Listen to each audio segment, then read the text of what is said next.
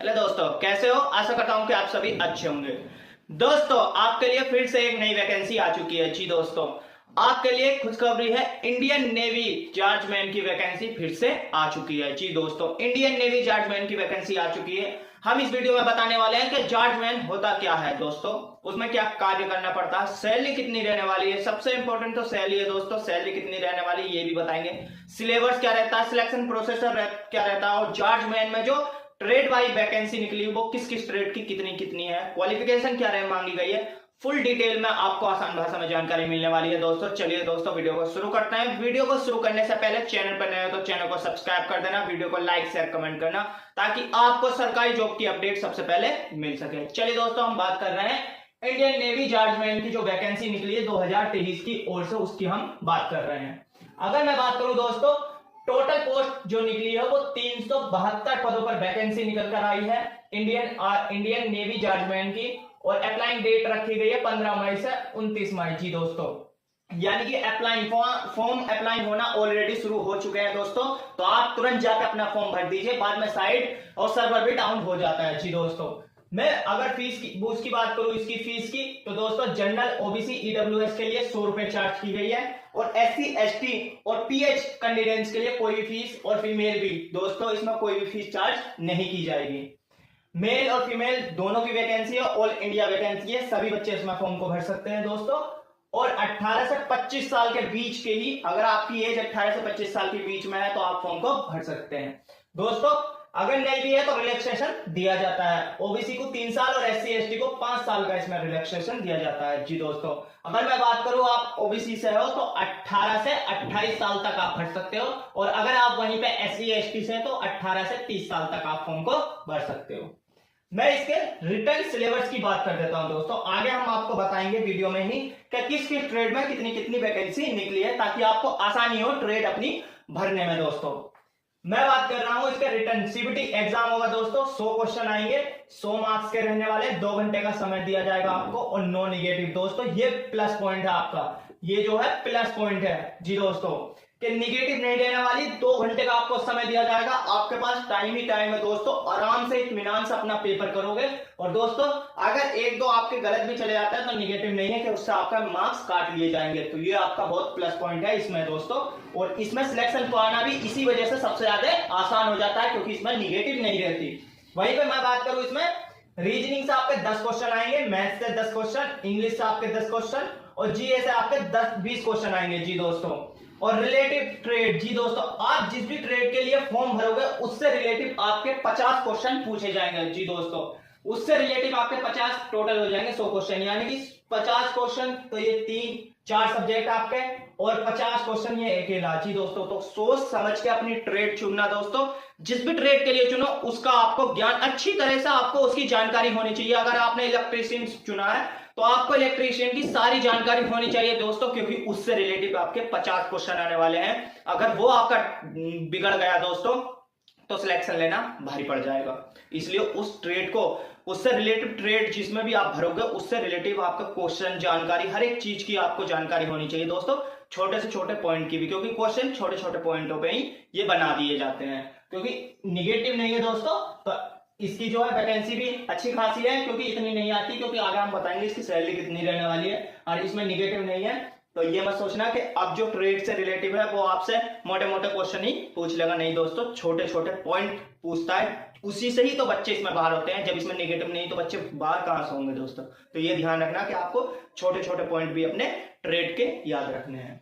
वहीं पर अगर हम सैलरी की बात करते हैं दोस्तों, जो सबका इंतजार रहता है, सब यही पूछते हैं कि सैलरी क्या रहने वाली दोस्तों। तो सैलरी आपकी जो बेसिक रहने वाली वो 35,400 से 1,12,400 तक आपकी बेसिक जो सैलरी रहने वाली है दोस्तों। बेसिक पे मंथ की सैलरी रहने वाली है, अलग भत्ते, charge, house rent, A to Z वो अलग इसमें इंक्लूड होकर आप सोच सकते हो कि कितनी वो बढ़कर पहुंच जाएगी। ये बेसिक बताइए दोस्तों।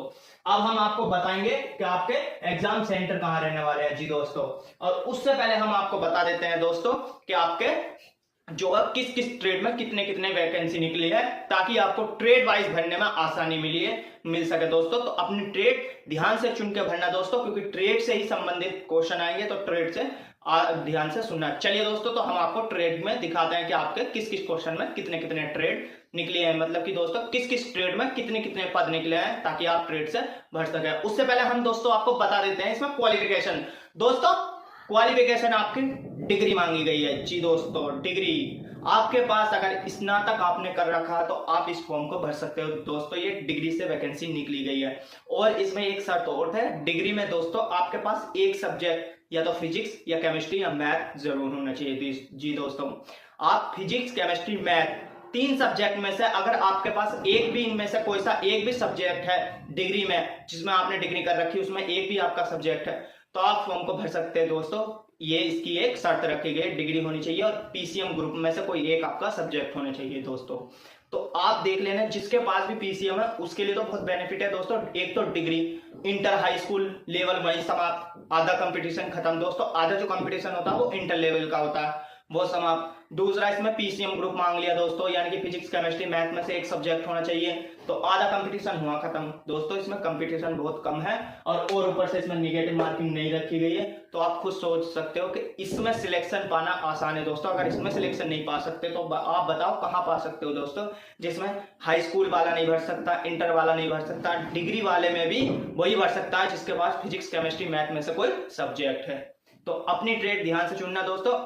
और दूसरी बात, अगर आपके पास वो है कि जिस ट्रेड लिए भर रहे हो तो आपने उस ट्रेड से आईटीआई का 2 साल या 3 साल वाला डिप्लोमा कर रखा, तो भी आप भर सकते हो अगर आपके पास डिप्लोमा या आईटीआई सर्टिफिकेट है। जी दोस्तों, आईटीआई सर्टिफिकेट या डिप्लोमा है आपके पास तो भर सकते हो। जिस भी ट्रेड में भरोगे आप उस ट्रेड से रिलेटिव आपका वो होना चाहिए, अगर नहीं है तो आपके डिग्री में पीसीएम ग्रुप से एक सब्जेक्ट होना चाहिए।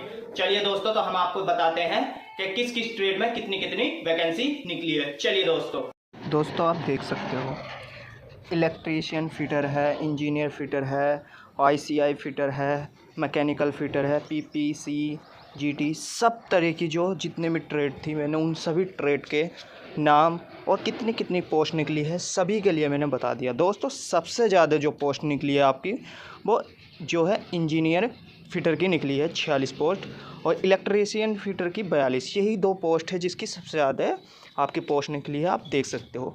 तो जिसमें भी आपकी चॉइस हो या आपके पास डिप्लोमा हो आप डाल सकते हो उसी ट्रेड से संबंधित। आपके पास डिप्लोमा या आईटीआई का सर्टिफिकेट होना चाहिए, या मैंने बता दिया आपका ग्रेजुएशन में फिजिक्स, केमिस्ट्री, मैथ तीनों में से एक सब्जेक्ट आपके पास है तो आप कर सकते हैं। तीनों है, तीनों से ही अगर आपने कर रखा बीएससी है तो आपकी और भी बढ़िया बात है दोस्तों।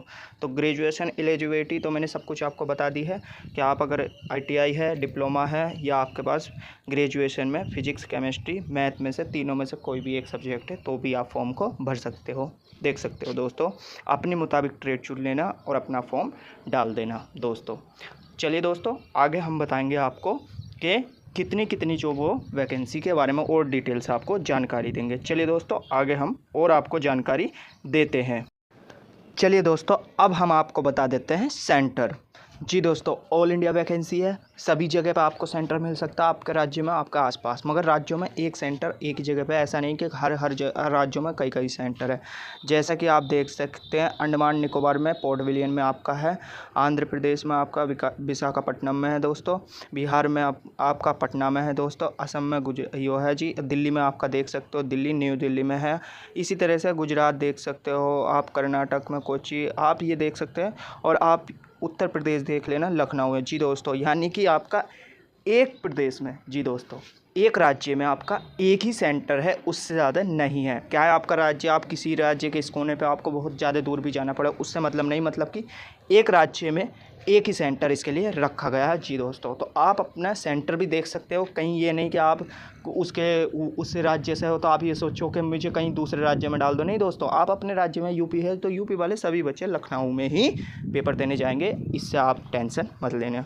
दोस्तों अगर इसके बाद भी अगर आपका कोई डाउट रह जाता है तो आप कमेंट बॉक्स में बता देना, मैं उसी के माध्यम से आपको जानकारी दे दूंगा दोस्तों, या उसके ऊपर एक नई वीडियो बना दूंगा।